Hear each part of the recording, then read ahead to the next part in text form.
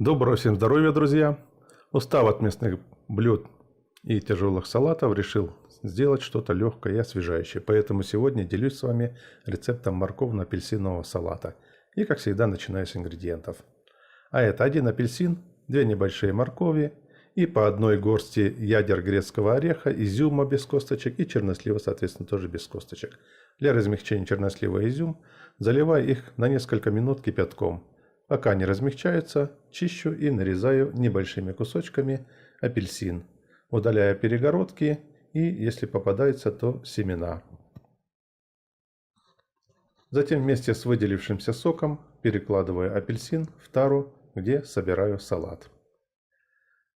Свежую очищенную морковь натираю на крупной терке и тоже отправляю к апельсину. Сливаю воду с изюма и его туда же в чашку.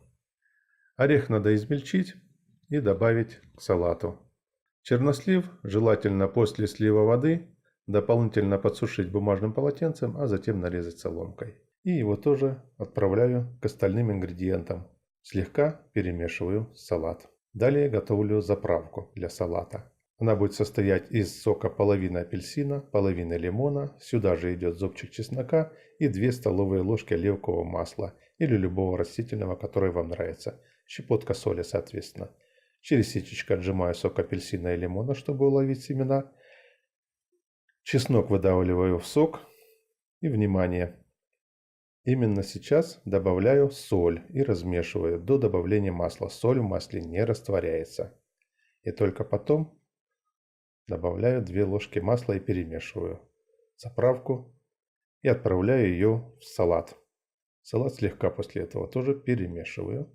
Итак, салат готов. Приятного аппетита!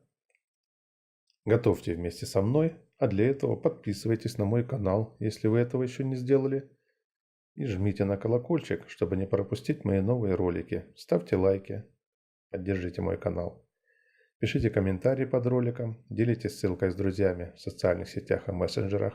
До новых встреч!